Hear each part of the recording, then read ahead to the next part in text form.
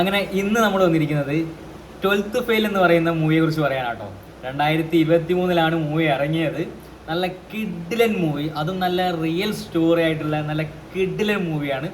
ഒരു IPS ഓഫീസറും ഒരു IRS ഓഫീസറും കഥ പറയുന്ന ഒരു സ്റ്റോറി ആട്ടോ. അവരെ റിയൽ സ്റ്റോറിയാണ്. അങ്ങനെ കഥ തുടങ്ങുന്നത് നായകൻ്റെ നാട്ടിൽ വെച്ചിട്ടാണ്. നായകനൊരു അത്യാവശ്യം ഒരു സാധാരണ കുടുംബത്തിൽ ജീവിക്കുന്ന നായകനാണ്. അപ്പോൾ നായകൻ്റെ അച്ഛനൊരു ജോലി ഉണ്ടായിരുന്നു. ആ ജോലി ഒരു പാർട്ടിക്കാരനായിട്ടുള്ള പ്രശ്നത്തിൽ ആ ഒരു ജോലി ഭയങ്കര ഇഷ്യൂ ആയിട്ട് കിടക്കുന്ന കേസായിട്ട് നിൽക്കുന്ന ടൈമിലാണ് നമ്മളെ നായകൻ എന്താ പറയുക പഠിക്കാൻ ഇറങ്ങുന്നത്. ആ പഠിക്കുന്ന ടൈം നായകന് കോപ്പിയടീൻ്റെ ഇഷ്യൂ കൊണ്ട് 2 വർഷം ഡീബാർ ചെയ്യുന്നുണ്ട്. അങ്ങനെ ആ ഒരു ഇതിൽ നിൽക്കുമ്പം ഒരു CI പോസ്റ്റിലുള്ള ഒരു പോലീസ് ഉദ്യോഗസ്ഥനെ കണ്ടിട്ട് ഇൻസ്പയർ ആയിട്ടാണ് സ്വന്തമായിട്ട് എക്സാം എഴുതി പാസ്സായിട്ടൊരു പോലീസ് ഉദ്യോഗസ്ഥനാണെന്നുള്ള ലെവലിൽ നമ്മളെ നായകൻ ഇരുന്ന് പഠിക്കുന്നത്. അങ്ങനെ പഠിച്ച് +2 പാസ്സായി. നമ്മളെ നായകൻ PSC പോലത്തെ ഒരു എക്സാം ഉണ്ട് അവരുടെ നാട്ടിലുള്ള. ആ ഒരു എക്സാം എഴുതാൻ വേണ്ടി പോവുകയാണ്. അങ്ങനെ ആ പോകുന്ന ടൈമിൽ നായകൻ്റെ കയ്യിലുള്ള ക്യാഷും നായകൻ്റെ ഡ്രസ്സും ബാഗും ഒക്കെ അടിച്ചു മാറ്റി പോവുകയാണ്. അങ്ങനെ അവിടെ എത്തുമ്പോഴാണ് അറിയുന്നത് അങ്ങനത്തെ ഒരു ഇൻസ്റ്റിറ്റ്യൂട്ട് ഇപ്പോൾ ഇല്ല, അത് പൂട്ടിപ്പോയി എന്ന്. അങ്ങനെ നായകൻ അവിടെ വെച്ചിട്ട് ഒരു നായകൻ്റെ ഒരു കമ്പനിക്കാരനെ പരിചയപ്പെടുകയാണ്. അവൻ ഡൽഹിയിലേക്ക് പോവുകയാണ് നമ്മളെ UPSC എക്സാമിന് പ്രിപ്പയർ ചെയ്യാൻ വേണ്ടിയിട്ട്. അതും എന്താ പറയുക നമ്മളെ സിവിൽ സർവീസിൻ്റെ എക്സാം പ്രിപ്പയർ ചെയ്യാൻ വേണ്ടിയിട്ട്.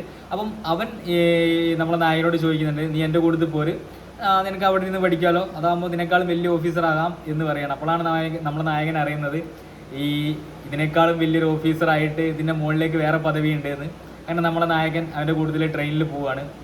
അങ്ങനെ ഇവർ ഡൽഹിയിലെത്തും. അങ്ങനെ ഡൽഹിയിലുള്ള തെരുവുകളിൽ ഇവർ കോച്ചിങ് സെൻറ്ററിൽ ഇവർ ചേരും. അങ്ങനെ അത്യാവശ്യം എല്ലാ സ്ഥലത്തും ജോലി ചെയ്ത് ചെറിയ ചെറിയ ജോലിയൊക്കെ ചെയ്ത് നമ്മളെ നായകൻ ഈ എക്സാമിന് വേണ്ടി പ്രിപ്പയർ ചെയ്യാണ്. 1-2 പ്രാവശ്യമൊക്കെ തോറ്റു മുടങ്ങും. അങ്ങനെ അതിൻ്റെ ഇടയ്ക്ക് ശ്രദ്ധ എന്ന് പറയുന്ന ഒരു പെൺകുട്ടിയായിട്ട് നമ്മളെ നായകൻ പ്രണയത്തിലാവുന്നുണ്ട്.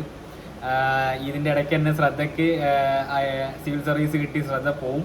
അങ്ങനെ ആ ഒരു ലവ് സ്റ്റോറിയും കൂടെ കൂട്ടി ഇണക്കിയിട്ടാണ് നമ്മൾ പടം മുന്നോട്ട് പോകുന്നത്.